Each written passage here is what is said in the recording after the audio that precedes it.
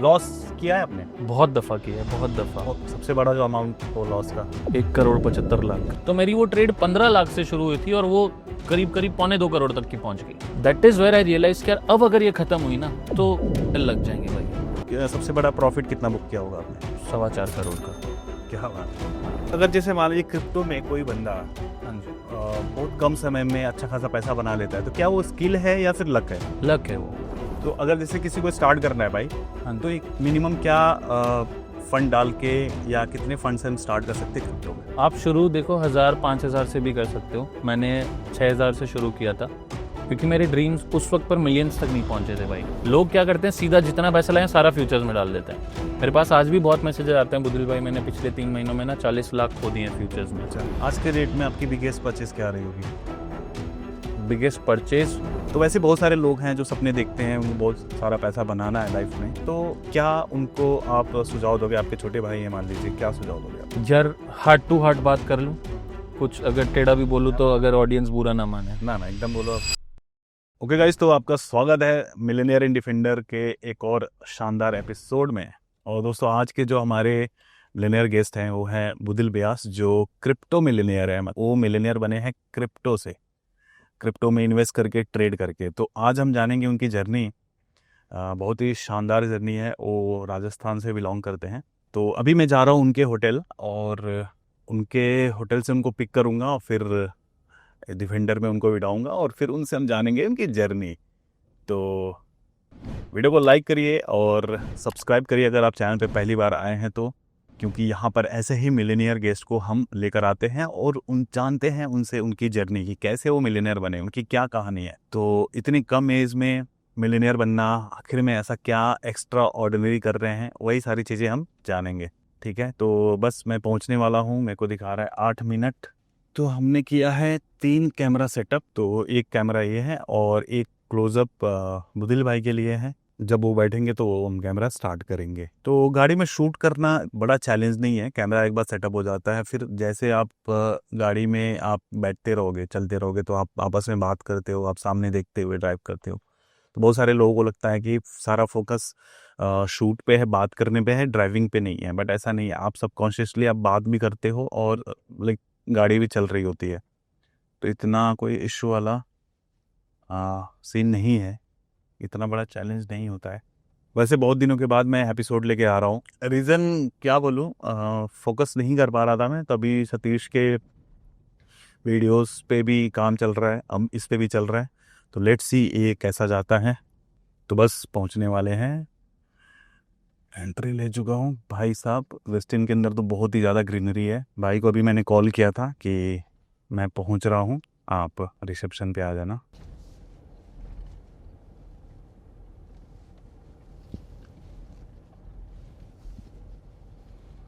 तो भाई दिखाई नहीं दे रहे हैं मुझे, तो भाई आ रहे हैं वहाँ पे।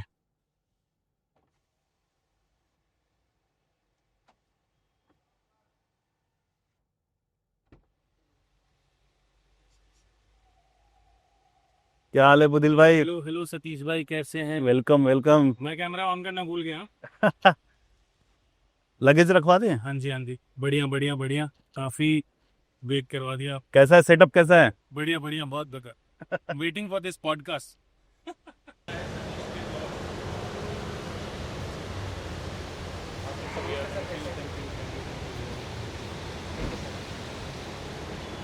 मालिक इतना खर्चा हो गया तो चिप्स भी ले लेते हैं। चले। चलिए चलिए।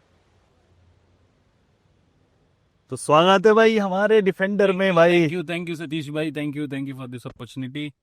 क्या हाल चाल है? बहुत बढ़िया बहुत बढ़िया। आई चलो वाज वेटिंग फॉर दिस कि ये हो। मैंने भी अपने ब्लॉग में बोला है कि ओके। दिस तो इज व्हाट मैंने सेटअप कर दिया है। Last few years. एक सेकंड, आपको माइक लगा दूं, ये वाला है। ठीक है सर। सतीश के वीडियोस मेरा है। ये लगा के आप ये मैग्नेट लगा लो। ओके, अंदर उसको डाल लो और ऊपर से मैग्नेट। ठीक है ना? यस, बेड लगा दीजिए। ओके बुदिल भाई, स्वागत है हमारे thank you millionaire in defender show में। थैंक यू सतीश भाई। तो यहाँ मिलेनियर और डिफेंडर आपको क्लियरली आपको पता चल गया होगा कि आप मिलेनियर है और इस डिफेंडर में आपका स्वागत है। मिलेनियर तो आप भी हैं, बट ठीक है, आप सिर्फ मुझे बना रहे हो। तो मैं मिलेनियर्स लोगों का इंटरव्यू कर करके मिलेनियर बन गया ना। मैं लोगों को बोलता रहता हूँ कि भाई अच्छे लोगों के साथ में उठो बैठो, उनसे चीजें सीखो, हाँ जी, क्योंकि और कोई अलग से तरीका नहीं है। सर्कल मैटर करता है, वही बात है कि जिस टाइप के लोगों के साथ आप रहते हो वैसी आपकी मेंटालिटी ग्रो होती रहती है। तो भाई शुरू से शुरू करते हैं कि आप मिलेनियर कैसे बने। सबसे पहले तो आपका नेटवर्थ कितना है? Like it would be in millions. It's okay, तो कुछ अगर फिगर आप बताना चाहेंगे? अबव $1 मिलियन, मैं यही कह Okay. सकता हूँ। यस, $1 मिलियन की नेटवर्थ है आपकी, तो कैसे बने आप मिलेनियर?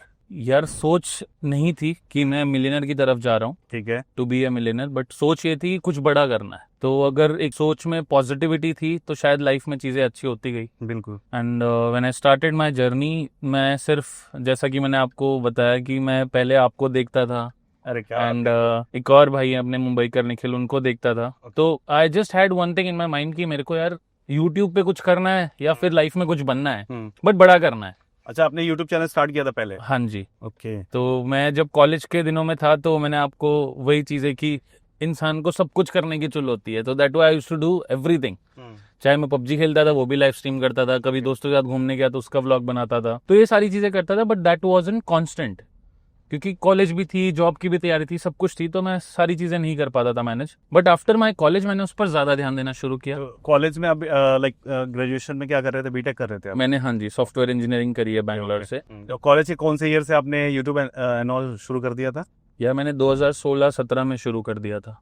ओके। हाँ जी, 16-17 में मैंने भी स्टार्ट किया था, 16 से मैंने शुरू किया। बिल्कुल। बट उस समय लाइक आपका जो ऑरा था, जिस हिसाब से आप ग्रो कर रहे थे, वो मुझे मोटिवेट करता था कि यार इफ भाई is doing it on a very good scale तो मैं भी उस चीज को ट्राई करूं। बट शायद वो चीज नहीं हो पाई उस वक्त, और उसने बहुत ज्यादा समय लिया, और 2020 के बाद मैंने प्रॉपर स्केल पकड़ा।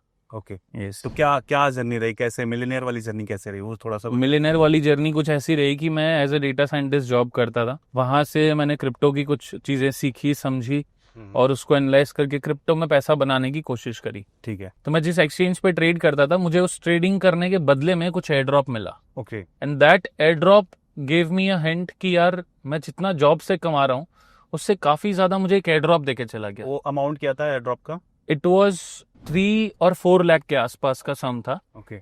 और उस वक्त मेरा पैकेज ही 4.5 लाख का था साल का? हाँ। तो सोचिए, जब मतलब हर कोई इंजीनियर, अगर आप में से कोई इंजीनियर्स होंगे जो ये व्लॉग देख रहे हैं, उनको पता होगा कि जब एक जॉब लगती है इंजीनियर की तो 40-50 हज़ार इज दी मैक्स थी। तो सोचो कि उसके ऑलमोस्ट सम जितना तो मैंने 1-2 महीने में कमा लिया था। तो आई गॉट अ किक कि यार पैसा बनाया जा सकता है, but you need to work on something else. Right. तो कुछ और करने पे ही कुछ और तरीके से बड़ा पैसा आएगा, but do it in a good way. तो वहां पे फिर मैंने क्रिप्टो की ट्रेडिंग शुरू करी, एंड वही चीजों के लिए मेरे दोस्तों ने मुझे मोटिवेट किया कि यार bro you should do it on YouTube. जो तू ये इरेगुलर चीजें कर रहा है, कभी व्लॉग, कभी कुछ लाइव, कभी कुछ चीजें, कभी अनबॉक्सिंग्स, तो तू क्रिप्टो का लाइव कर या फिर क्रिप्टो के अपडेट्स डाल। ओके। तो मैंने स्टार्टेड डूइंग दैट, लोगों को पसंद आने लगा। उस वक्त की प्रेडिक्शंस बहुत अच्छी गई, भगवान की दुआ से मार्केट भी काफी अच्छा था उन दिनों के अंदर। तो we got a good audience in 1 year. 2021 के टाइम पे बुल रन था? हाँ जी, 2021 के समय पर क्रिप्टो का लास्ट बुल रन था। ओके। तो बहुत अच्छी ऑडियंस भी उस वक्त पर मिल गई, एंड शायद मैंने 1.5 साल के अंदर, 1-1.5 साल के अंदर ही मैंने 100 के सब्सक्राइबर्स को टच कर दिया था। नाइस। और वो भी माइक्रो निश क्रिप्टो में? यस, सिर्फ क्रिप्टो में। और उस वक्त पर क्रिप्टो पे बहुत कम लोग काम कर रहे थे, तो ये मेरे लिए एक अचीवमेंट थी। तो वहां से और ज्यादा मोटिवेशन मिला, और जब तक ये 100 के सब्सक्राइबर्स हुए थे तब तक मैं पैसे को रोटेट करना, बनाना, क्रिप्टो में ही किस किस जगहों पर डाइवर्सिफाई कर सकता हूँ, ये सारी चीजें सीख गया था। वहां से यार ये चीज समझ में आई कि यार पैसा तो बनाया जा सकता है। इट्स नॉट कि घर वाले कहते हैं या फिर आपके पेरेंट्स भी कहते होंगे, मैं उन चीजों को बुरा नहीं कहता हूँ, बट वाई, बिकॉज उनकी सोच लिमिटेड, बिजनेस ओरिएंटेड या फिर एक नॉर्मल जॉब ओरिएंटेड वाली ही है। So they never had that idea. तो हमेशा हमें यही सुनने को मिलता है कि बेटा जितने चादर है ना उतने ही पैर पसारो। तो आई वाज लाइक कि नहीं यार, अब चादर को बड़ी करने का समय है और किंग साइज बेड पे फैल के सोने का समय है। तो that is how I plan the things. और फिर मैं क्रिप्टो के अंदर नए लोगों से मिलने लगा। I used to attend events, crypto के बहुत सारे इवेंट्स होते हैं इंडिया, आउट ऑफ इंडिया के। तो दैट वाज अ टाइम जब जॉब के समय सोचते थे सतीश भाई कि क्या मैं कभी दुबई जा पाऊंगा, और जाऊंगा तो उसका बजट कितना रखूंगा। तो मेरा जब पहला ट्रिप था ना, मेरा बजट 25 लाख रुपए का था दुबई जाने का। तो that give me more kick कि यार साला एक बजट का मैं 25 लाख सोच रहा हूँ, तो सोचो कि मेरा कितना लेविश ट्रिप होगा। जबकि मैंने 25 खर्चे नहीं थे, खर्च मेरा कुछ 4-5 लाख रुपए ही हुआ था। तो आपका जो मेजर पैसा था, जो सबसे ज्यादा पैसा आपने बनाया, यूट्यूब से बनाया या रेफरल से बनाया या फिर क्रिप्टो में ट्रेड करके बनाया? मैं सच कहूँ तो इनिशियल में हमें रेफरल्स का नहीं पता था। Okay. When I started doing it, अगर आज भी कोई सर्च करके देखेगा ना बाइनेंस फ्यूचर्स ट्रेडिंग करके, तो मेरा वीडियो होगा 2021 का जिसके ऊपर 4 लाख के आसपास के व्यूज हैं। ओके। तो उस वक्त पर अगर मुझे वो रेफरल्स का पता होता तो शायद मैं रेफरल से आज तक के अंदर कितने मिलियंस बना चुका होता, बट उस वक्त हमें वो सब आइडिया नहीं था। अच्छा। सो उस समय के ऊपर जो मेरी अर्निंग थी वो सिर्फ पैसे को रोटेट करना और ट्रेडिंग ही थी, ठीक है। कुछ ज्यादा बड़ी वो चीजें नहीं थी। Yes we did few promotions. लोग कहते हैं कि प्रमोशंस करना गलत है, ये सारी चीजें गलत है, तो मैं ये भी कहूंगा कि प्रमोशंस करने के आप लायक बनो and never cheat your audience. Audience के साथ गलत कुछ मत करो, सही चीजें प्रमोट करो। यस सही चीजें प्रमोट करने में कुछ प्रॉब्लम नहीं। आज सिंपल है कि अगर किसी का नीश कुछ और है क्रिप्टो के अलावा and he is promoting Airtel, तो वो गलत कहाँ है? This is the example I am giving. Right. तो अगर आपका पॉइंट सही है, उद्देश्य सही है, तो कुछ गलत नहीं कर रहे हो आप, है ना? And if you are promoting या ये सारी चीजें जिससे यूथ खराब हो रहा है, then it is wrong, I would always say. लोग कहते हैं कि क्रिप्टो में भी बहुत सारे स्कैम्स होते हैं, बहुत सारे होते हैं, वोलेटिलिटी इतनी है कि लोग अपने पैसे गंवा देते हैं। यस, रातों रात पोजीशन जीरो हो जाता है। बिल्कुल हो तो जाती है। इसमें भी तो लोग बर्बाद होते हैं, तो इस पे क्या कहोगे आप? उस पे बर्बाद लोग इसलिए होते हैं क्योंकि उनका डाइवर्सिफिकेशन सही नहीं होता भाई। दे हैव सीन समवेयर, जैसे मान लो आज अगर मैंने भी बोल दिया कि ये कॉइन 10 गुना जाने के चांसेस हैं, तो मैंने सिर्फ ये बोला कि चांसेस हैं क्योंकि मेरी एनालिसिस वो कहती है, मेरा फंडामेंटल टॉक वो कहता है, या फिर जो फंडामेंटल एनालिसिस मैंने किया उसके अनुसार मैं ये चीज कह पा रहा हूँ। बट उसका मतलब ये तो नहीं है कि मैंने अपनी सारी जमीनें, घर बार सब कुछ बेच बाच के सारा पैसा उसी एक कॉइन में डाल दिया है कि भाई वो 10 गुना जाएगा और मैं तगड़ा पैसा बनाऊंगा। लोग करते हैं वो गलती। तो इफ यू आर डाइवर्सिफाइड, आपको पता होना चाहिए कि आपका 2% पैसा, 5% या 10% किस हिसाब से आप किधर डालोगे। बट लोग वो नहीं करते हैं, और इस वजह से अगर मान लो वही 10 गुना वाला कॉइन एक बार के लिए 50-60% डाउन हो जाता है, तो लोग डर के वहां से पैसा निकालेंगे, साला जितना बचा उतना निकाल लो।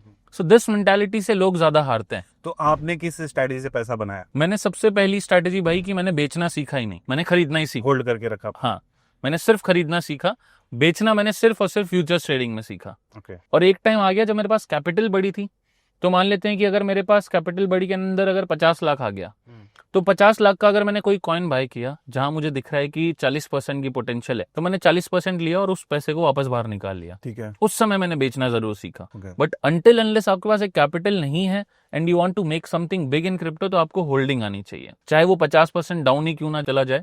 यू नीड टू नो कि भाई बुल रन आज नहीं तो कल आएगा। भाई सिंपल है, मार्केट हो या मनुष्य हो, एक ना एक दिन ऊपर जाना है उसमें। बिल्कुल बिल्कुल। अगर ये मेंटालिटी आपके दिमाग में है तो you will hold that coin. तो मैंने बस वही चीजें करी कि मैं होल्ड करते गया और शायद ऐसे बहुत सारे कॉइन्स निकले जिन्होंने मुझे 10 क्या 20 क्या 50 क्या 100 गुना जैसे भी रिटर्न्स दिए हैं। ओके। तो वो चीज मुझे तब हुई क्योंकि मैंने पेशेंस रखा। अगर मैं भी ये सोच लेता कि यार नहीं होगा मेरे से, या ये घाटे में छोड़ो, जितना है उतना निकाल लेता हूँ, तो उस समय पर शायद मैं भी बड़ा नुकसान बना लेता। ओके। लॉस किया है आपने? बहुत दफा किया है, बहुत दफा। सबसे बड़ा जो अमाउंट हो लॉस का? 1,75 लाख इन अ सिंगल ट्रेड। ये रिसेंट की कुछ बात है, आज से 6 महीने पहले की।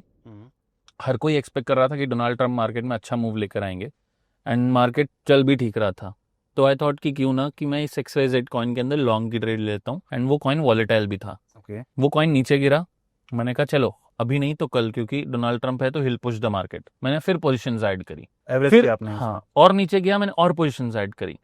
तो मेरी वो ट्रेड 15 लाख से शुरू हुई थी और वो करीब करीब 1.25 करोड़ तक की पहुंच गई। That is where I realize कि यार अब अगर ये खत्म हुई ना तो लग जाएंगे भाई, अब घर से देना पड़ेगा। यस।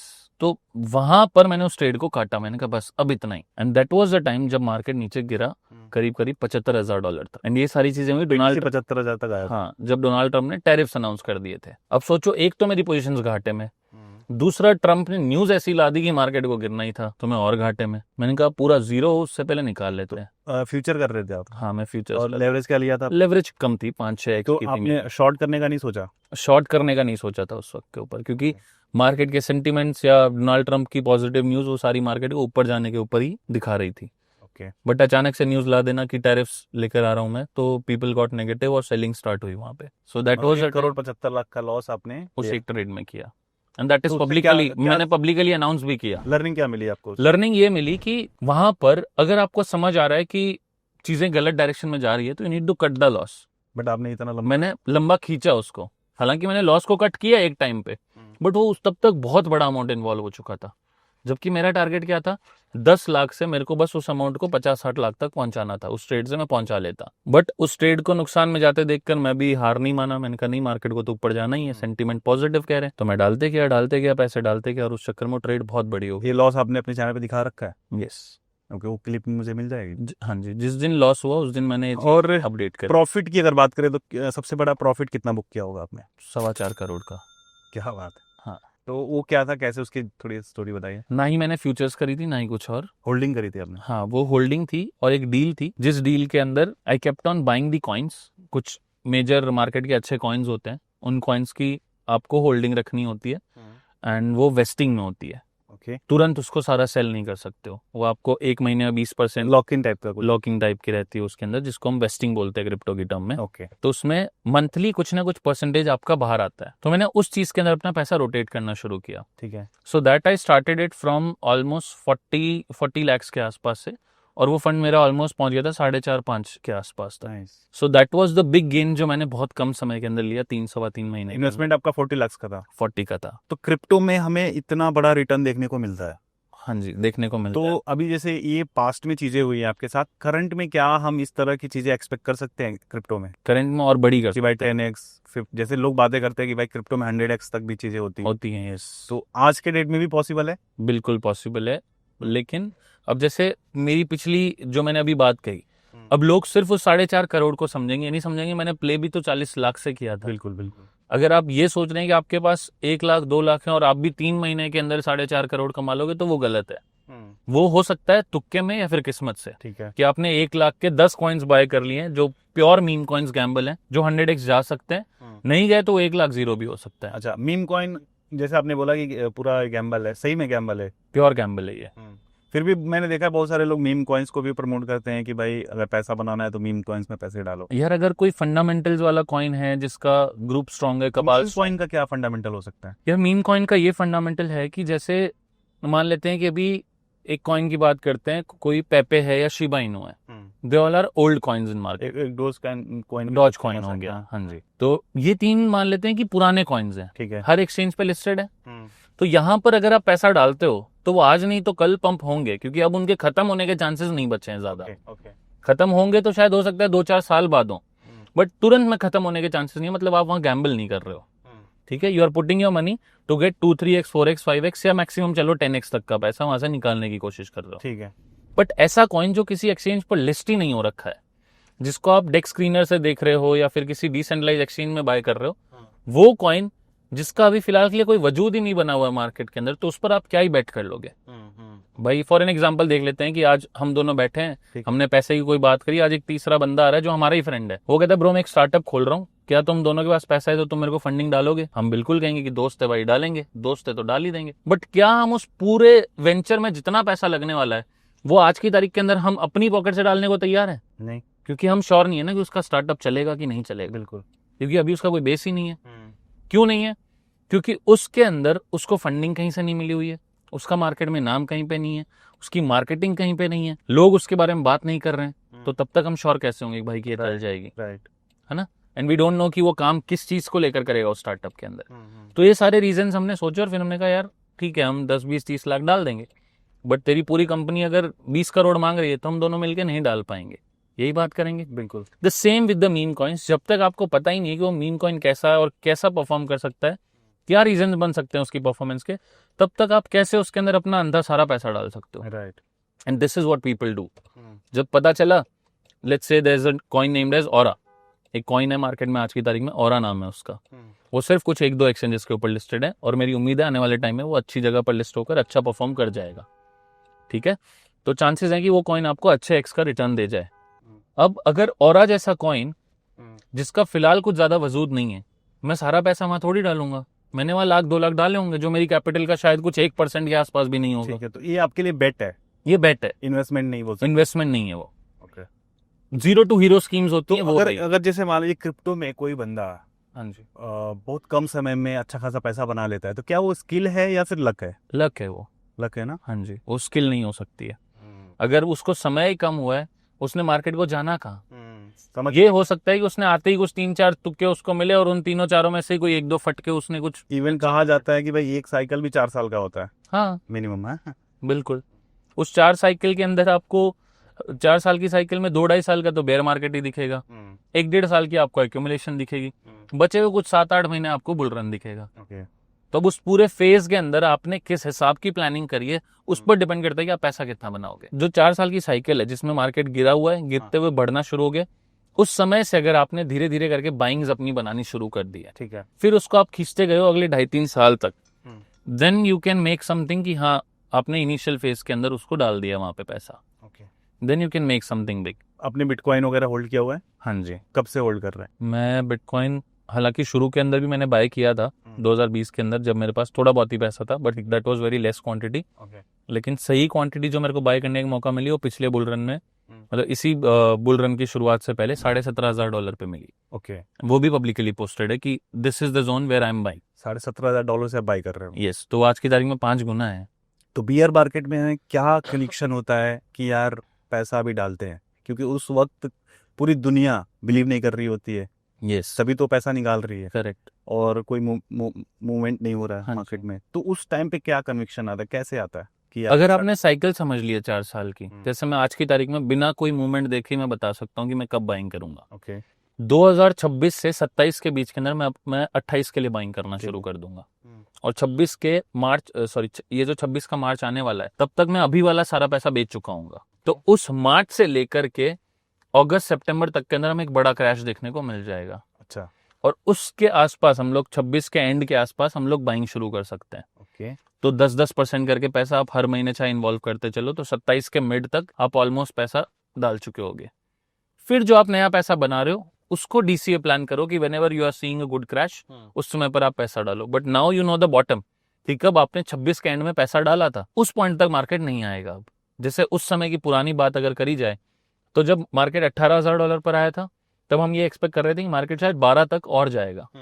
तो मैंने 17.5 पर जितनी बाइंग करी थी वो मेरी ऑलमोस्ट 70% ही बाइंग थी। 30% में और करने वाला था $12,000 पे, बट वहां मार्केट नहीं गया और मार्केट वहीं से वापस ऊपर की तरफ चला गया था। तो जैसे आप कह रहे हो बॉटम, हाँ बॉटम कोई पकड़ पाता है? No. कोई नहीं पकड़ पाता, नेवर टॉप भी कोई नहीं पकड़ पाता है, नेवर। बस हम एक अनुमान लगाते हैं कि भाई ये बॉटम हो सकता है सपोर्ट रेजिस्टेंस देखते हुए। अनुमान भी, और कहीं ना कहीं कुछ टेक्निकल फंड मतलब फंडे होते हैं, उन फंडों को देखते हैं। पहला कि मार्केट के अंदर जिस समय के ऊपर प्रॉपर टॉप आ जाता है उस समय के ऊपर एक इतनी बड़ी न्यूज आना जिससे लोगों को ये लगे कि यार अब तो रैली शुरू हुई है। No, that is the time when people wants you to buy and they all will sell. Second आपका आता है फियर एंड ग्रीड इंडेक्स, उससे आप मार्केट को जज करो शॉर्ट टर्म मिड टर्म के लिए। तो अभी आज के टाइम पे ग्रिड चल रहा है? हाँ, आज के टाइम पर ग्रीड नहीं चला है, न्यूट्रल के न्यूट्रल के आसपास आसपास है। यस, वो डेली चेंज होता है थोड़ा बहुत मार्केट की मूव के हिसाब से। एंड तीसरा और इम्पोर्टेंट चीज कि जब आप बीटीसी का डोमिनेंस चार्ट जब देख रहे हो that is almost near the bottom, या इथेरियम बीटीसी पेयर का चार्ट देख रहे हो, उन दोनों चार्ट्स को कंपेयर करके आप ये डिसाइड कर सकते हो कि हाँ अब आपको बाइंग करनी है कि सेलिंग करनी है। ओके, और उसी हिसाब से मैं प्ले करता हूँ।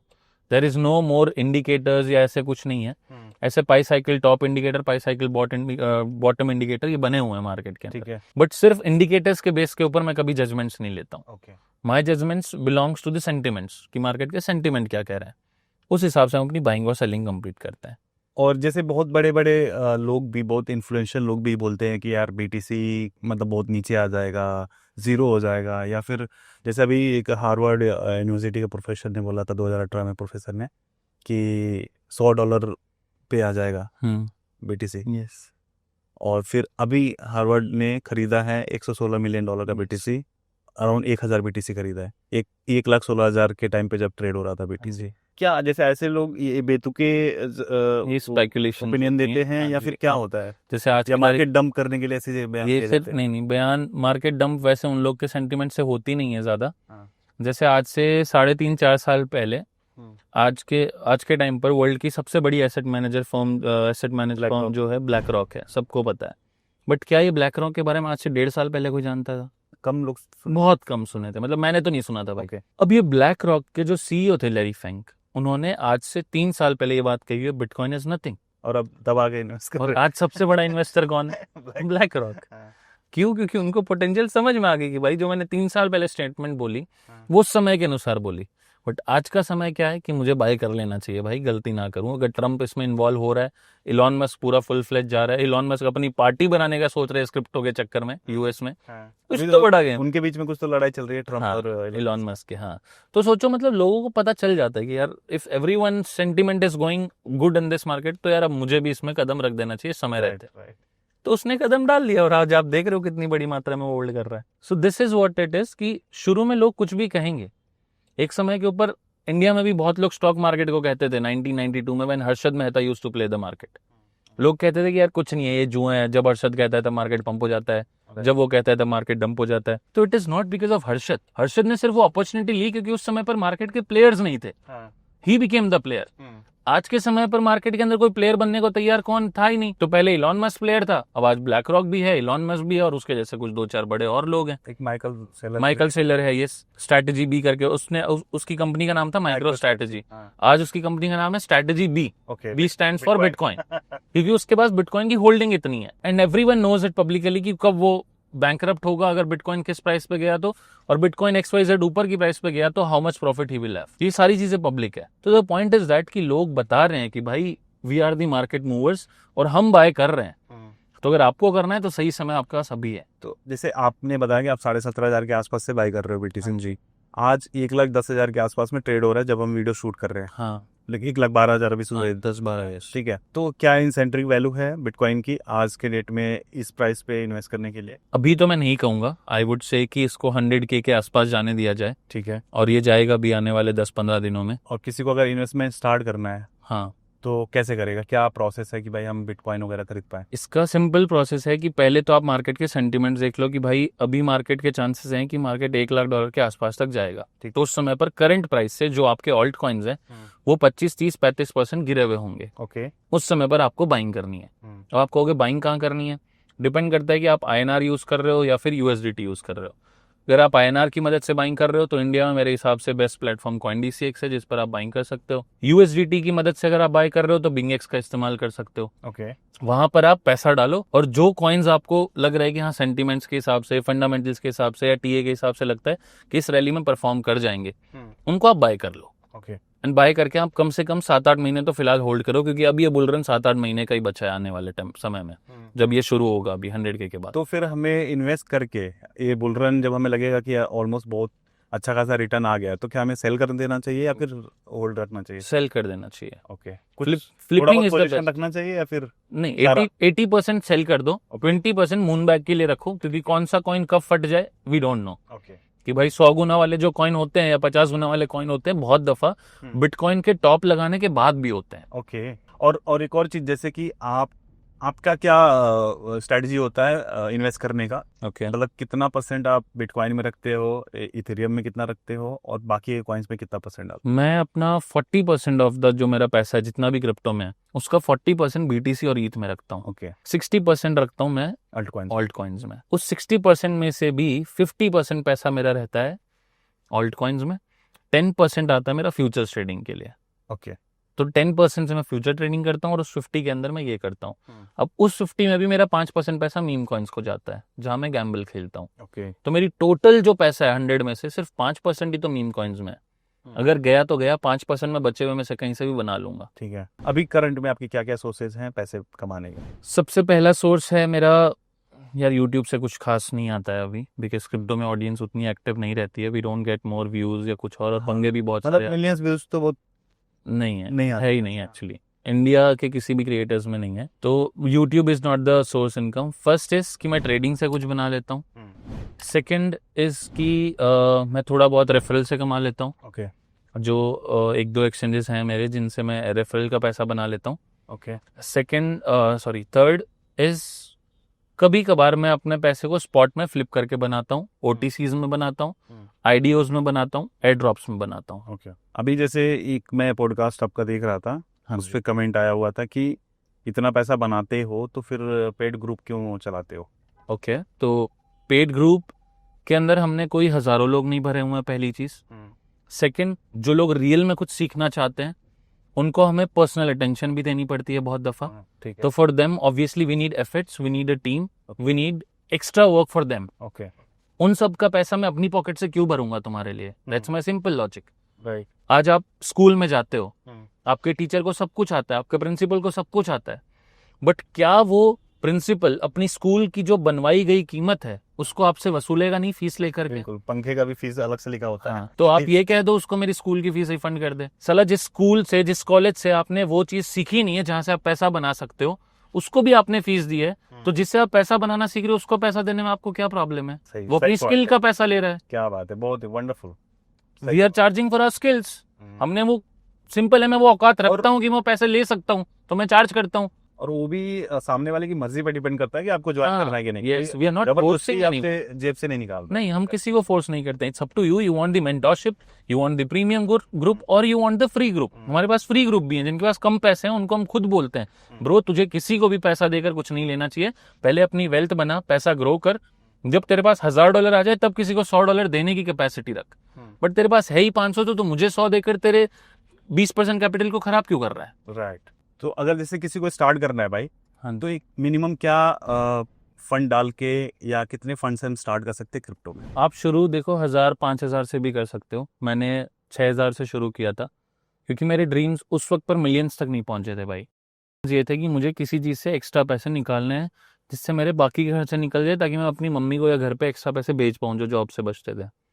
बट वो मैं नहीं बेच पाता था क्योंकि पैसे उतने ही बच पाते थे। ओके। तो मैं जो 6000 की मैं एक आरडी करता था, रिकरिंग डिपॉजिट उस वक्त पर किया करता था पैसे बचाने के लिए। इससे एक चीज़ आ जाती है गाइज, आपने जो अभी मेरी लाइन सुनी कि रिकरिंग डिपॉजिट जो मैंने करनी शुरू की वो मैंने सेविंग्स के लिए करी। आप में से ज़्यादातर लोग सेविंग्स करते नहीं हो, तो कुछ कैसे नया करोगे अपनी लाइफ में? तो जो मेरी सेविंग्स होती थी उसमें से मैंने 6000 पहले डाला, महीने की एक रिकरिंग डिपॉजिट स्किप करी और 6000 इधर डाला।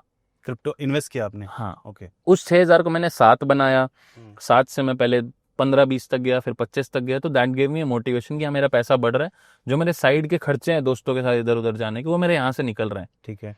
तो I can give extra money to my mom, घर पे एक्स्ट्रा भेज सकता हूँ। ओके। तो वो जब मेरे सपने उस वक्त पर उतने ही थे, तो आपके भी अभी उतने ही होंगे जिसने 5000 से शुरू करना है। तो you can start it with 5000 as well. 1000 के 5 अच्छे कॉइन्स बाय कर लो। तो आपने स्पॉट ट्रेडिंग किया था? हाँ जी। तो अभी जैसे बहुत सारे लोगों को फ्यूचर करना है, हाँ, तो करना चाहिए इतने पैसे से? इनिशियल में अगर आप फ्यूचर्स कर रहे हो तो आपको शुरू नहीं करना चाहिए, प्रैक्टिस करना चाहिए। ओके। आपके पास 5000 रुपए हैं, आप 1000 को मार्केट में इन्वॉल्व करो, 20% ऑफ योर इनकम। इन 1000 को इन्वॉल्व किया, उस 1000 से आप ये देखो कि उस पैसे आपका जीरो हो रहा है कि वो 1000 का 1200, 1500, 1700 तक पहुंच रहा है। जैसे जैसे आप वो करना सीखोगे तब जाकर आप अपनी एक्चुअल बड़ी इनकम को वहां पर इन्वॉल्व करो। लोग क्या करते हैं, सीधा जितना पैसा लाएं सारा फ्यूचर्स में डाल देते हैं। मेरे पास आज भी बहुत मैसेजेस आते हैं, बुदिल भाई मैंने पिछले 3 महीनों में ना 40 लाख खो दिए फ्यूचर्स में। अच्छा। अब उसको आती ही नहीं फ्यूचर्स, उसने 40 लाख डाले क्यों? 4 लाख ही डालता भाई। 4 से पहले क्या होता है ना, जब लॉस होता है हाँ। तो उधार लेना शुरू करते हैं, बहुत गलत उधार लेके फिर उसको गंवा देते हैं। मतलब जितना पॉसिबल हो सकता है उधार ले लेके, बहुत गलत है वो। जैसे दोस्त से ले लिया, रिश्तेदार से ले लिया, बैंक से भी कई बार आधार कार्ड से भी लोन मिल जाता है ना। वो जितना क्षमता है लोन लेने का लेकर फिर इसमें गंवाने के बाद फिर बोलते हैं कि यार इस चीज ने मेरे को बर्बाद कर दिया। वो उनका लालच होता है ना सतीश भाई। आज मैंने आपको बोल दिया भाई वो 10 गुना जाएगा, तो क्या आप अपना सारी वेल्थ बेच करके उस कॉइन में 10 गुना के लिए डालोगे? नहीं डालोगे। क्या आप लोन लोगे, इधर से लोगे? नहीं। जो आपके पास है उसका कुछ परसेंटेज आप डालोगे कि ठीक है बुदिल भाई ने बोला है तो चलो आजमा लेते हैं, यही बोलोगे। लोग क्या करते हैं कि यार मैं 2 लाख बैंक से लोन मिल जाएगा, क्रेडिट कार्ड से मिल जाएगा, 1-1.5 लाख दोस्त से ले लेता हूँ, मैं उनको 3 महीने बाद जब मेरा पैसा 4 गुना हो जाएगा तब मैं उनको वापस रिटर्न कर दूंगा और बचा हुआ 3 गुना मेरे पास रह जाएगा। बट तुमने सिर्फ पॉजिटिव सोच रखी है, ये सोचो कि अगर उल्टा गया तो क्या करोगे, बट वो सोचते ही नहीं है लोग। तो should never go all in with any one particular asset, diversify रखो। और क्रिप्टो में भी जो आप 10% पैसा डाल रहे हो, मान लेते हैं कि आपने आधा स्टॉक में डाला हुआ, आधा जमीनों में, आधा गोल्ड में, तो जो क्रिप्टो में भी डाल रहे हो उसको भी 10 जगह डालो, सिर्फ एक क्रिप्टो में सारा मत डालो। This should be the logic. एक हाइपोथेटिकल सिचुएशन लेते हैं, भगवान न करे आपकी सारी चीजें छिन जाती है, वापस कैसे स्टार्ट करोगे? आज के रेट में नॉलेज आपको सब है, एक्सपीरियंस सब है, कैसे स्टार्ट करोगे? आज की तारीख में भाई मेरे कॉन्टेक्ट इतने हैं कि मैं उन कॉन्टेक्ट्स का इस्तेमाल कर सकता हूँ। ठीक है, क्या करोगे बस स्टेप बाय स्टेप बता दो। चलिए, मैं कहता हूँ कि आज तक में मैंने जो कॉन्टेक्ट बनाया, I have millionaire friends, billionaire known people. ठीक है। उनमें से किसी से मैं $1 लाख यूं ले सकता हूँ, मेरे कहने वो मेरे को दे देगा। ठीक है। $1 लाख को मैंने 2 लाख 3 लाख बनाना मेरे को आता है। ओके। जब मेरे पास स्किल्स मेरी अभी भी पड़ी है। तो क्या करके बनाओगे ये भी बताओ आप। ओके, तो एक तो मैं मार्केट के अंदर ब्रेकआउट ढूंढ करके 30-40% के मूव्स ढूंढूंगा जहां पर मैं स्पॉट में पहले पैसा बनाऊंगा, उस पैसे को मैं भी फ्यूचर्स में नहीं डालूंगा ओके। क्योंकि वो मेरा किसी और से लिया हुआ है हाँ, तो और उस पर मैं बनाऊंगा कि गवाऊंगा उसकी श्योरिटी मेरे को अभी इतना रिस्क नहीं ले सकते। नहीं ले सकता। तो आई डू द फ्लिपिंग। वहां से अगर मान लो मैंने 200 के भी बनाया तो मैं अगले का 100 उसको वापस दे दूंगा। और ये चीज आप लोग को अपने फंड के साथ भी करनी चाहिए, saving your principal once you are on 2x। तो आपकी पर्सनल कैपिटल सेव हो चुकी है, तो वही मैं वहां पर करूंगा। फिर जो 100 के उसको फ्लिपिंग के ऊपर और डालूंगा, मान लो उससे मैंने थोड़ा और बना लिया, then I will give 1 more 100K to him, he will be happy कि मेरे को 2 गुना रिटर्न मिल गया। ना उसको ब्याज की टेंशन, ना ही उसको ये कि भाई ने मेरे को प्रॉफिट नहीं कमा के दिया, मेरे पैसे से प्रॉफिट कमा लिया। अब जो बचा हुआ 200-300K है उसका 10% मैं फ्यूचर्स में डालकर वापस से प्ले करना शुरू कर दूं। $30,000 बहुत होता है फ्यूचर से प्ले करने के, राइट। एंड फिर उसको चाहे मैं OTCs में डालूं, चाहे आईडीओज में रिस्क लेना शुरू करूं, सारी चीजें मैं वापस शुरू कर सकता हूं। सेकंड ऑप्शन मेरे पास, I have this huge audience base. अगर मैं कम से कम रुपए में भी कोर्स लॉन्च करता हूं आज और ये कहता हूं कि गाइज मैं आप लोगों को पर्सनली सिखाऊंगा, now that's a hustle part. वापस से मैं 0 लेवल से हसल करना शुरू कर रहा हूं, तो ऑब्वियसली मेरे पास इतने लोग तो आ ही जाएंगे जिससे मेरी एक ठीक ठाक पैसा मेरे पास आ जाए। वहां से मैं लोगों को सिखाऊंगा भी, मेरा समय भी व्यतीत होगा, मैं कुछ इनपुट भी दे पा रहा हूँ क्योंकि मेरे पास कुछ है नहीं, तो कुछ पाने के लिए मुझे कुछ और मेहनत एक्स्ट्रा करनी पड़ेगी। तो मैं लोगों को जब वो इनपुट दूंगा तो मेरे पास भी पैसा आएगा, जब आएगा तो वहां से मेरी वापस सेम रोटेशन वाली जर्नी, तो वो 100K ना लेकर मैं वो वाले पैसे से उधर वैसे बना लूंगा। तरीका मेरा वही रहेगा, बट मैं सिर्फ पैसा लेने का तरीका बता रहा हूँ कि मैं कैसे पैसे अर्न कर सकता हूँ। ग्रेट। करेक्ट। तो अगर आप एक बार लाइफ में कुछ अचीव कर चुके हो, फिर चाहे आप 0 भी हो जाओ, you will always have that skill, और उस स्किल को वापस रोटेट करो और स्किल से स्किल पैसा बना के देगी तुमको। बात करें आपके लाइफ में सबसे बिगेस्ट टर्निंग पॉइंट क्या था? यार एक टाइम था जब मैं घर पे ना पैसे ज़्यादा उतने नहीं दे पाता था क्योंकि मेरी अर्निंग उतनी बड़ी नहीं थी। तो एक समय आया था जब मम्मी ने मेरे को बोला था कि मेरे को यार पैसे चाहिए कुछ। मैंने कहा कितने चाहिए? मम्मी ने कुछ ज़्यादा नहीं बोले, 50,000 बोले थे। मैंने कहा यार ये तो नॉर्मल है मम्मी, कुछ अच्छा बोलो। कि चल तू 1 लाख दे दे। मैंने तो नहीं गिने कभी एक साथ एक हाथ से। तो that give me a kind of a taunt वाला फीलिंग। मैंने कहा ये क्या है मम्मी। अगले दिन ही मैंने मम्मी को 1 लाख रुपए दे दिए। मम्मी उस वक्त जब मेरी मम्मी रोई थी ना, that give me a literal kick कि साला मैं मम्मी को सिर्फ 1 लाख से खुश कर पा दिया हूँ इतना ज़्यादा, तो सोचो जब और बढ़ा दूंगा तो मम्मी की क्या सिचुएशन होगी। And now is the time, जो मैंने इतने सालों के अंदर अचीव किया है वो एक्चुअल में मेरी माँ का मोटिवेशन है मेरे पास। नाइस। कि मेरे को पता है कि मेरी फैमिली को मैं क्या देकर खुशियाँ दे सकता हूँ। तो it is not only money, it is about the खुशियाँ। पैसे से तुम खुशियाँ खरीद सकते हो, वो सारी चीज़ें जो शायद मम्मी उस वक्त पर नहीं कर पाई होगी जब घर में सिर्फ 20, 25, 30 हज़ार की अर्निंग थी मंथली। और अब जब घर की चाहे महीने की 5 लाख की अर्निंग हो या 50 लाख की हो, अब मुझे पता है कि how my mom can play with that. तो वो एक खुशी थी मेरे लिए। नाइस। एंड टर्निंग पॉइंट मेरे लिए ये रहा था कि when I was in Dubai, मैं एक होटल में बैठा था जिसका नाम है एड्रेस। तो एड्रेस में मैंने बुकिंग करी हुई थी। मेरे को बहुत लोग बोलते हैं भाई तू 1 लाख रुपए पर नाइट वाली होटल में क्यों रुकता है यार तक। 1 लाख रुपए? हाँ, उस वक्त पर दैट वाज द चार्ज जो मैंने उस दिन पे किया था। तो वहाँ पर आई मेट अ पर्सन जिसके पास मिलियंस ऑफ डॉलर्स थे।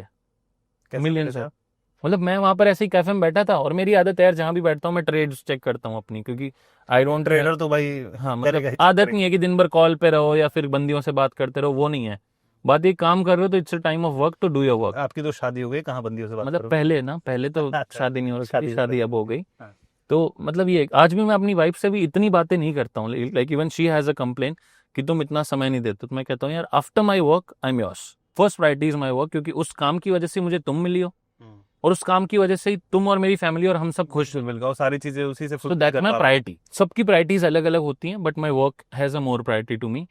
तो वहां पर मैं ट्रेड कर रहा था and he saw me and he was like कि यार what you are doing, like I you a trader? मैंने कहा yes I am a trader and I do it my own funds, I don't manage the portfolio and all, क्योंकि वो portfolio management की बातें होने लगी थी। देन ही आस्क्ड मी कि what if I give you some funds, can you show me your talent? मैंने कहा why not, how much time do you need? मैंने बोला कि आई नीड 3 months एटलीस्ट। तो he gave me a fund of almost 100K at that time. 100K मेरे लिए 1 करोड़ बहुत ज़्यादा था उस वक्त के ऊपर। और उस 100K से जब मैंने उसको 50% प्रॉफिट ही बना के दिखाया, वो मैंने ट्रेडिंग से शायद महीने भर में ही कर लिया था। Then he gave me like $1 million के आसपास, 100K का 10 times। ओके। वो मेरे लिए बहुत बहुत ज्यादा बड़ा तो- टर्निंग पॉइंट और- था जहां से मैंने पर्सनल अपना 4 करोड़ रुपए बनाए। तो किस ट्रस्ट पे आपको फंड दे देते हैं? यार दुबई इज अ प्लेस जहां पर आपका ट्रस्ट सिर्फ आपकी बातों से बन जाता है, आपके बिहेवियर से बन जाता है। You need to have a good place where you are sitting, you need to have a good communication skills, you need to have a good काम जो तुम जिसके अंदर तुम अच्छे हो। If you have all these 3 you can get funding, you can get पैसा। क्योंकि वहाँ पैसा फेंकने वाले लोग बहुत हैं, रिस्क लेने वाले लोग बहुत हैं। जिसके पास $1 बिलियन हैं वो 10 करोड़ देकर मेरे को क्या, वो भूल गया था बेचारा। वो कभी मेरे से अपडेट नहीं लेता था कि भाई मेरे पैसे का क्या हाल है। जिसके पास इतना पैसा उसको 10 करोड़ से फर्क नहीं पड़ रहा था भाई, बट मेरे लिए वो 10 करोड़ बहुत बड़ा था। नहीं, सही सही बात है भाई। मेरे लिए बहुत बड़ा था। जब उस 10 करोड़ को मैंने, शायद मेरे को 7-8 महीने लगे होंगे टू गेट इट डबल। मैंने सिर्फ 2-4 कॉइन्स के अंदर उसकी फ्लिपिंग करी और वो ऑलमोस्ट डबल हो गया था। उससे फीस कितना लिया था आपने? बताता हूँ, वो फीस नहीं था, मेरा था कि मैं उससे 30% शेयर लूंगा ओके, प्रॉफिट जितना प्रॉफिट का। तो मैंने डबल किया था, तो मेरे लिए 3 करोड़ बनना चाहिए था। But that guy was like कि यार तुमने पहले भी मेरे को बना के दिया हुआ है, तो आई will give you almost 500K। तो उसने मेरे को ऑलमोस्ट आधा दे दिया था। तो $5 लाख मेरे लिए मिलना ऑलमोस्ट 4.5 करोड़ था। So that was a big turning point of my life कि यार ऐसे क्लाइंट अगर मिल जाएं and the way I am working, तो शायद मेरी लाइफ और अच्छी हो सकती है। और वॉल्यूम भी क्या बना होगा तगड़ा। बहुत अच्छा वॉल्यूम। तो मेरे लिए वो बहुत बड़ा अमाउंट था एंड वहां से आई गॉट अ किक कि फिर मैंने उस 4.5 करोड़ का, झूठ नहीं बोलूंगा, I got the skills, I got the different ways जहां से मैं अर्निंग कर सकता हूँ। तो मैंने उस 4.5 करोड़ में से सीधा का सीधा 2 करोड़ रुपए आईडीओज में डाल दिया था। आईडीओज क्या होते हैं? इनिशियल डिसेंट्रलाइज ऑफरिंग बोलते हैं उसको, कि कॉइन लॉन्च होने से पहले उनमें पैसा डालना। तो ये तो रिस्की होता होगा बहुत। बहुत रिस्की होता है, बट मेरे लिए वो फ्री मनी था भाई। फ्री मनी से जिसपे अगर आप रिस्क ले सकते हो। जिसके मैं रिस्क ले सकता था, क्योंकि जिसकी मुझे उम्मीद नहीं थी वो मेरे पास आएगा इतना पैसा, तो बिना उम्मीद के जो आया पैसा उस पर मैं रिस्क खेल सकता था। बट मैंने सारे से नहीं खेली, स्टिल आधे से खेली, एंड उस आधे से जो मैंने पैसा बनाया वो भी बहुत अच्छा था। ओके। सो धीरे धीरे then I Guru my money, और वहां से मुझे समझ आया कि if you have big capital you can make more big. तो वहां से फिर बड़ा कैपिटल बनाने के रास्ते ढूंढे, और वहां से शायद आईडीओज भी मेरी पिक्चर में आ गए, ओटीसी डील्स भी मेरी पिक्चर में आ गई, और एक कॉइन के अंदर बड़ा पैसा डालकर बड़ा फ्लिप करना, ये सारी चीजें भी मेरी पिक्चर में आ गई। And that is when I understood कि चाहे आप छोटे से शुरू कर रहे हो, बट छोटे से पहले बड़ा बनाओ, फिर उस बड़ी कैपिटल के ऊपर बड़ा game Khelo. Okay. This is what you should do. आपने इंडियन स्टॉक मार्केट में भी ट्रेड किया हुआ है? कभी नहीं। आपको मतलब कभी सोचा नहीं क्या इसमें ट्रेड करते हैं? नहीं यार, मैं 10-15% का खिलाड़ी नहीं बचा हूँ अब। लाइक पहले होता था, बट सच में 10-15% don't give me a motivation. That is for them जिनके ऑलरेडी लाइक करोड़ों के धंधे चल रहे हो, और उनको सिर्फ अपने स्टेबिलिटी चाहिए, थोड़ी स्टेबिलिटी चाहिए कि महीने की बस एफडी से डबल भी आ रहा है तो दैट इज खुश। वो खुश है। एफडी जितना भी आता है लोग खुश होते हैं, बट मैं उस कैटेगरी का नहीं हूँ। मैंने शायद आज तक कोई एफडी नहीं बनाई। और आपको लगता है जैसे इंडियन मार्केट में जो फ्यूचर्स है वो परपेचुअल नहीं है, हाँ, तो इस वजह से भी लोग उतना पसंद नहीं करते ट्रेड करना? यार लोग क्रिप्टो ऑप्शन में करते मिलता हैं, है फ्यूचर्स, लोग ऑप्शंस करते हैं इंडियन मार्केट, और मैं कहता हूँ वो बहुत रिस्की है। बहुत रिस्की है ना। That is similar to you are doing a forex trade 100x वाली लेवरेज वाला, तो सेम है। It's better you come into crypto. ठीक है, वॉलिटिलिटी थोड़ी ज्यादा है क्योंकि मार्केट अभी क्या कहते हैं कि उस जोन पर नहीं है कि हर कोई उसे जानता हो, तो वॉलिटिलिटी है। बट अगर आप वहां फ्यूचर्स करते हो 5x 10x की लेवरेज के ऊपर भी, तो भी आप सालाना आराम से 50% बना सकते हो यार। बहुत ईजी है 50% साल का। तो आप कहाँ साल का स्पॉट के अंदर या स्टॉक्स के अंदर आप सोच रहे हो 15-17% बनाने का, यहाँ आप सिर्फ कुछ ज्यादा ना करके भी 50% प्रॉफिट बना लोगे, और होल्डिंग करके तो क्या पता 2-3 गुना भी बना लो। राइट। तो it's up to the strategy. Okay, तो जो लोग वीडियो देख रहे हैं, बहुत सारे भाई देखो, मिलियनियर बनना हर एक मिडिल क्लास का सपना है। यस। बहुत सारे लोग होंगे जिनको है कि चलो ठीक है, जॉब से डिसेंट सैलरी आ रही है, ठीक है, उतने में खुश हैं। लेकिन बहुत सारे ऐसे हैं, और जैसे मैं भी काफ़ी लोअर मिडिल क्लास से बिलोंग करता हूँ, बिल्कुल भाई। तो मेरे अंदर भी कभी ये था कि यार मुझे पैसा कमाना है, बहुत पैसा कमाना है, मतलब कम में सेटल नहीं होना है। तो वैसे बहुत सारे लोग हैं जो सपने देखते हैं, उनको बहुत सारा पैसा बनाना है लाइफ में, तो क्या उनको आप सुझाव दोगे? आपके छोटे भाई हैं मान लीजिए, क्या सुझाव दोगे आप? यार हार्ट टू हार्ट बात कर लूँ, कुछ अगर टेढ़ा भी बोलूँ तो अगर ऑडियंस बुरा ना माने। ना ना, एकदम बोलो आप, अनफिल्टर्ड। यार अनफिल्टर्ड ये है कि मैं आज के यूथ को जो देखता हूँ, जिनके पास लिमिटेड पैसा होता है, वो भी ऐश करना, बंदियों के साथ घूमना, दोस्तों के साथ ट्रिप्स मारना। क्या तुम अभी ये तीनों चीजें अफोर्ड कर पा रहे हो? नहीं। बट वो सिर्फ क्रेडिट कार्ड के दम पर ये कर लेते हैं, हवाबाजी प्रो मैक्स। हवाबाजी के लिए। उनकी सैलरी चाहे महीने की 50,000 ही नहीं पहुंची होगी, लेकिन उनको आईफोन और एक ढंग की गाड़ी वरना जैसी 10-15 लाख की उनको चाहिए, और वो किस्तों पे उठा लेते हैं। किसके लिए? दुनिया को शो करने शो करने के लिए। आज दुनिया को शो करने के लिए मैं स्पोर्ट्स कार भी शो कर सकता हूँ, बट मुझे शोबाजी नहीं चाहिए भाई। मैं अपनी लाइफ में खुश हूँ। भाड़े पे लेके हाँ, जब भाड़े वाली तो 3 दुबई लाख में आजकल चलता है। भाड़े की 3 लाख वाली तो दिन का अपना स्पेंड है भाई, वो तो आराम से किया जा सकता है। द पॉइंट इज, अगर करोड़, 2 करोड़, 5 करोड़ की भी लेनी है तो शायद किस्तों पे तो हम आसानी से ले सकते हैं, इतनी अर्निंग है हमारी। व्हाट माई पॉइंट इज कि जितनी तुम्हारी मंथली इनकम ना हो जाए, उससे बड़ा एक्सपेंड तुम्हें करना ही नहीं है, स्पेंड नहीं करना चाहिए। ये मेरा लॉजिक है। If you want to create a wealth, आज सिंपल किसी भी बड़े आदमी को देख लोगे ना तुम, he won't have that big cars. अब तुम्हारे घर के आसपास भी बहुत सारे इंडस्ट्रियलिस्ट होंगे जिनकी फैक्ट्रियां चल रही होंगी, वो खुद 50 लाख से ऊपर की गाड़ी में नहीं चल रहा होगा बंदा, क्योंकि उसे करोड़ों पता का है, टर्नओवर होगा। हाँ, क्योंकि उसको पता है जब तक मेरा 1000 करोड़ का सालाना टर्नओवर नहीं हो, मतलब मेरे एक दिन की इनकम 1000 करोड़ से ऊपर ना हो, मतलब 1 करोड़ से ऊपर ना हो, तब तक मैं 1 करोड़ की गाड़ी नहीं लूंगा। But what you guys are doing, तुम अपने 1 महीने की सैलरी के 15 गुना के ऊपर तक की तुम गाड़ी और फोन ले आते हो। किसको दिखाने के लिए? दुनिया को दिखाने के लिए। भाई दुनिया को खुश बाद में कर लेना, पहले खुद को खुश कर लो, उस पैसे से फिर तुम किसी को भी खुश कर लोगे। This is the heart to heart conversation. बहुत लोगों को बुरी लगेगी क्या ज्ञान फेंक रहा है, but the reality is this. शायद मुझे इस चीज की समझ ना बहुत पहले आ गई थी, एंड मैंने भी बहुत खर्चे किए हैं, मैंने भी बहुत फोन वगैरह सब खरीदे हैं, बट एट अ मोमेंट मुझे समझ आ गया था कि मुझे आईफोन चाहे मेरे घर वाले दिला सकते हो, लेकिन मैं आईफोन लूंगा तभी जब मैं खुद के पैसे इकट्ठे कर लूंगा। और मैं जब तक जॉब में था तब तक मेरे पास आईफोन नहीं था, to be very frank. Okay, 2000 के बाद लिया आपने? 2023 तक आई डिडंट हैड आईफोन। अरे वाह। 23, 24 और 25 में मैं खुद कहूंगा मैंने हर साल आईफोन खरीदा है नया। जैसे ही लॉन्च हुआ, सितंबर में पहुंचे दुबई, नया फोन लिया फ्री। बट इन 3-4 सालों में मैंने वो किया है जब मैं खुद की पैसा इतना अच्छा बनाने लग गया था कि एक आईफोन मेरे लिए शायद 5-6 दिन, 7 दिन की इनकम होगी। आज के रेट में आपकी बिगेस्ट परचेज क्या रही होगी? बिगेस्ट परचेज, यार मैंने 10 आईफोन लिए थे एक साथ। और नहीं, जैसे एसेट्स वगैरह में? फ्लैट खरीदा था अपने लिए, अच्छा। 3 करोड़ के आसपास का। ओके। वो मेरा बड़ा खर्चा था।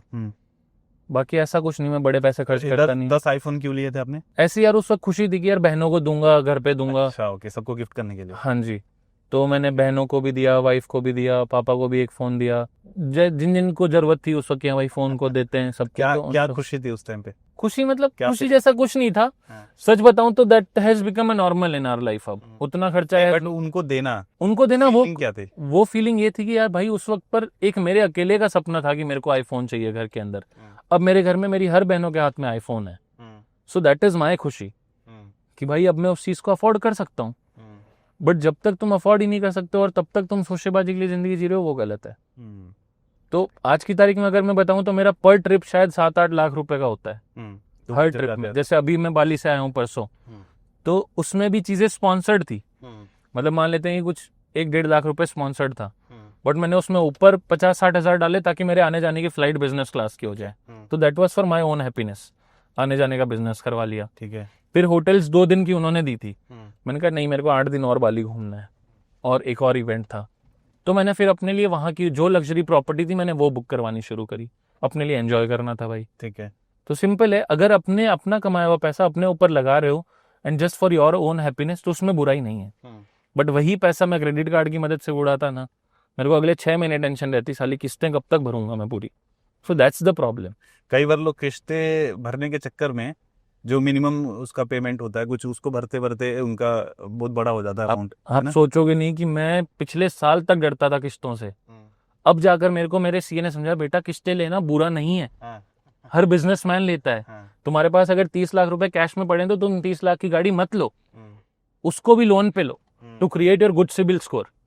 वो स्कोर प्लस उस वाले 30 लाख का टैक्स आपको तुरंत भरना पड़ेगा। हाँ, तो वो सारी चीजें मुझे उसने सिखाई, तब मुझे समझा अच्छा लोन लेना बुरा नहीं है, बट लोन लेने वाली सिचुएशन भी तुम्हारी होनी चाहिए। राइट। बट तुम सैलरी का सारा पैसा ही लोन में डाल दे रहे हो, तुम्हारे घर पे जरूरत है तुम वो पूरी नहीं कर रहे हो, खाली बंदी हो गई, तो एक ट्रैप में फंस जाओगे आप। यस, तो it is always the trap. वो ट्रैप गलत है, और उस ट्रैप के अंदर तुम इतना फंसते हो कि एक लोन को भरने के लिए दूसरा उठाते हो, दूसरे को भरने के लिए तीसरा उठाते हो। और आजकल बिना बैंक वाले भी बहुत तरीके के लोन आ रहे हैं, ऑफलाइन बैंक्स खुल जा रही हैं जो 4-4, 5-5 टका के ब्याज लेती हैं, और लोग लेते हैं। फिर उनको ऐसा लगता है कि मैं भर दूं। आधार कार्ड से आ जाता है लोन, लोग ले लेते हैं, इतना इजीली लोन मिल मतलब जा रहा है ना कि ऐप चल रहे हैं ना ऐसे बहुत सारे मार्केट में, तो चाइना वाले बहुत सारे ऐप्स तो हाँ। बीच में हैं। तो फिर बाद में तुमको वो परेशान करते हैं, क्या मतलब? तुम्हारी लाइफ इफेक्ट हो रही है, तुम्हारा पैसा इफेक्ट हो रहा है, तुम्हारी फैमिली इफेक्ट हो रही है यार, जिसने तुम्हें पाल पोस के 22 साल का बनाया है, तुम उसे इफेक्ट कर रहे हो, उसको खुश करने की सोचो। बुदिल भाई एक चीज अगर पूछूं आपसे कि 2018-19 में जो बुदिल भाई थे और आज के बुदिल भाई में क्या वो माइंडसेट में बदलाव है, क्या डिफरेंस आप देखते हो? यार सिंपल, मतलब मैं उस चीज को बताऊंगा कि पहले मैं सिर्फ बुदिल था, आज मैं हर किसी के लिए बुदिल भाई हूँ। वो मैं सिर्फ और सिर्फ उस 4 साल की स्ट्रगल की वजह से बना हूँ। चाहता तो मेरे को उस वक्त भी कॉलेज के बाद घर वाले गाड़ी दिला देते, सब कुछ कर लेता मैं, बट मतलब घर से आप काफी संपन्न थे? Yes, I was above a middle class, अच्छा था मैं, बट मैंने अपने सेकेंड ईयर के एंड में ही घर वालों को बोल दिया था, now I don't need pocket money, I don't need any money from your side, मैं खुद कमाऊंगा, खुद करना चाहता तो हूँ। कॉलेज में आप क्या करते थे? कॉलेज में मैं प्रोजेक्ट्स बनाता था दूसरों के लिए, ओके, उनको बेचता था। नाइस। सेकंड, मैंने 6 महीने के लिए डिलीवरी बॉय वाली भी ट्राई करके देखी हुई है, टू गेट सम अर्निंग्स। क्या बात कर रहे हो? हाँ, मतलब लोग मानेंगे ही नहीं। नहीं मानेंगे, वो तो मेरे घर वाले भी नहीं मानते वो चीजें, क्योंकि मैंने घर वालों को सिर्फ ये बताया था कि मैं इंटर्नशिप कर रहा हूँ और उससे मेरे को पैसे आ रहे हैं। Why would my parents want कि मैं डिलीवरी बॉय की जॉब करूँ? मेरे घर वाले सारे संपन्न हैं, मैं बचपन से गाड़ियों में फ्लाइट्स में घूमा हूँ, बट सिंपल है कि वो मेरी थी अंदर से चल। तो आपको क्या ऐसा किक क्या देता था कि यार अगर ऑलरेडी आप गाड़ी में चल रहे हो, फ्लाइट्स में चल रहे हो, तो आपको क्या मोटिवेट करता है कि भाई मेरे को और कमाना? यार everything I used to do with my grandfather's money, okay, not with my money. दादा तो आपको ये परदादा था कि आपको खुद के पैसे से करना है। यस, और दादाजी की वजह से मैंने शायद लाइफ में सब कुछ अचीव किया है। He is the only one जिनकी वजह से मैं आज यहाँ तक पहुंचा हूँ, बट उन्होंने ही मुझे मोटिवेशन दी है कि बेटा आज तक मैंने इस घर को सब सही जगह तक संभाला है, आगे तुझे संभालना है। मैंने कहा यार मैं उन्हीं के पैसे से कैसे संभाल लूंगा, मुझे थोड़ी पता उनके पास कितना बचा हुआ है, तो I have to do something. उन्होंने मुझे पैरों पे खड़ा कर दिया है, उन्होंने अच्छी कॉलेज में एडमिशन करवा दिया है, उन्होंने लाइफ में मुझे अच्छे पढ़ने के लिए अच्छी जगहों तक भेज दिया है, तो आगे का तो कर्तव्य मेरा बनता है। अच्छा, लोग ये भी कहते हैं कि भाई जिनके घर में पहले से पैसा है उनके बच्चे बिगड़ जाते हैं, तो आप नहीं बिगड़े थे? यार मैं शायद अपनी मेरी बिगड़ा क्या होता है बिगड़ना? क्या होता है? देखो यार, बिगड़ना ये होता है कि जब तुम अपनी फैमिली का पैसा ना अपनी अय्याशी में उड़ा रहे हो, उसे बिगड़ना कहते हैं। आई डिडंट डू एनी अय्याशी, कोई रिस्पॉन्सिबिलिटी ना लेना, जिम्मेदारी कुछ ना लेना। मैंने अय्याशियां, सच बता रहा हूँ, ऐसा नहीं कह रहा हूँ मैंने नहीं करी होंगी, मैंने दोस्तों के साथ पार्टी करना, क्लब्स जाना, ये सारी चीजें ठीक है जॉब छोड़ने के बाद करी हैं। मैं बैंगलोर जैसे शहर में रहता था जहां मेरी कॉलेज के आसपास बहुत सारे क्लब्स होंगे। बैंगलोर में क्लब्स कितने एवरीवन नोज। जॉब के टाइम पर भी हमने कोई क्लब नहीं देखा हुआ था, उन 6 सालों में मैंने कोई क्लबिंग नहीं करी थी। But after when I quit my job, तब तक मैं क्रिप्टो से अच्छा बनाने लग गया था। नाउ आई नो कि मुझे अब अपने सारे सपने पूरे करने, जो मैं शायद उस वक्त लौंडागिरी में नहीं कर पाया, बट अब कर सकता हूँ। तो that is when I started doing something, कि हाँ दोस्तों के साथ क्लब जाना, बाहर जाना, पार्टीज में जाना, ट्रिप्स करना। और वो तब तक मैंने कुछ नहीं करे थे। मेरे लिए ट्रिप हमेशा ही होता था दादाजी के साथ प्रवचन्स में जाना, तो वो मैं नए नए शहर एक्सप्लोर कर लेता था, मेरे व्लॉग्स बन जाते थे, और दादाजी के साथ जाता था तो मेरे को भी अच्छा लगता था, क्योंकि उनको अच्छा लगता था कि मेरा पोता मेरे साथ है। तो मेरे लिए वही ट्रिप्स होते थे पहले। नाइस नाइस, बढ़िया, बहुत बढ़िया लगा बुदिल भाई आपसे, इतनी सारी बातें हुई, मज़ा आ गया। एंड आई होप कि ऑडियंस को भी मज़ा आया होगा। और आपको कैसा लगा ओवरऑल इस डिफेंडर में शूट करके? यार मैं अभी अंदर से बहुत ज़्यादा खुश हूँ। अलग कुछ फील आया कि भाई चलो थोड़ा एक रेगुलर सेटअप से हट के कुछ अलग सेटअप पे बैठे? सेटअप हो सकता है कि दुनिया के लिए, आपके लिए, मेरे लिए अलग हो, बट मेरे लिए एक ड्रीम था। मैंने अपने वीडियो में आज रूम में जब आप लेने आ रहे थे उससे पहले शूट किया था कि मैं सिर्फ 2 क्रिएटर्स को देखता था when I was very small in my life career. एक था सतीश के व्लॉग्स और एक था मुंबई कर निखिल। एंड इन दोनों के साथ कुछ ना कुछ लाइफ में करने का ना एक मेरा ड्रीम था कि कभी मिलूंगा तो भाई मेरे को पहचाने और वो सेल्फी हमेशा याद रखे। बट आज ये समय है कि selfie we take it and we post it everywhere. आज आप भी पोस्ट करना चाहोगे, मैं भी पोस्ट करना चाहूंगा। So this has a kind of dream has become true वाली सिचुएशन। तो वो अंदर से जो बटरफ्लाईज आती है ना, अरे वाह, जब पहली बंदी इंसान पटाता है और बटरफ्लाईज आती है, that is the butterflies what I am seeing right now. So amazing. और ये एक्सपीरियंस तो बहुत ज्यादा अच्छा है। Like I have never seen anyone कि किसी ने गाड़ियों में ऐसा व्लॉग शूट करा। जैसे देखो अभी आपके होटल से मेरे प्लेस पे आए, उतने देर में शूट हो गया, शूट भी हो गया है। अब इसके बाद हम बढ़िया बातें होते कर सकते हैं, बिल्कुल, जो भी लंच वगैरह करना हो कर लेंगे, फिर अलग से शूट का अब टेंशन नहीं रहेगा, कुछ प्रेशर, समय भी बचा। और मुझे लगता है कि काफी मेरे को अलग भी फील होता है भाई, यूनिक है। This is very unique. जब आपने शुरू किया था मैंने आपको टेक्स्ट किया था अच्छा, कि मैं देख नहीं पा रहा हूँ। हाँ वही बात है कि उस वक्त मैं देखने के लायक नहीं था। नहीं नहीं, ऐसी बात नहीं है, मैं भी मिस हो गया होगा ऐसा। जस्ट मैं जस्ट आपसे मजाक। मिला था, मेरे को पता है 2021 में अपन आपसे मिला मिला था, यस। और तब से आपका नंबर सेव था मेरे पास। हाँ जी, ये आई नो, मैं मानता हूँ आपकी इस बात को, ये नहीं कह रहा कि आप नहीं जानते हो मेरे को, but the point is that was a happiness for me. जब आपने शुरू किया आई वांटेड कि मैं भी सतीश भाई के साथ डिफेंडर में ये कुछ शूट करूं, बट दिस हैज आज कम आज ट्रू शूट नाउ। हो गया। तो गाइस कैसा लगा आपको ये एपिसोड, जरूर बताना कमेंट में। और अगर आप क्रिप्टो में स्टार्ट करना चाहते हो तो देखो भाई, मैं नहीं कहूँगा कि रिस्क नहीं है, बहुत ज़्यादा रिस्क है। आपको अपने हिसाब से जो भी आपका फंड है उसको रिस्क से प्रूफ करके, थोड़ा एनालिसिस करके अच्छे से आप करो। आंख बंद करके आप इन्वेस्ट मत कर देना या ट्रेड मत करने लगना। पैसा बनेगा अगर आप प्यार से चीज़ों को सीख के समझ के करोगे तो। ठीक है, तो मिलते हैं ऐसे ही किसी धमाकेदार एपिसोड में। तब तक के लिए आप जहां भी रहो, मस्त जाते रहो।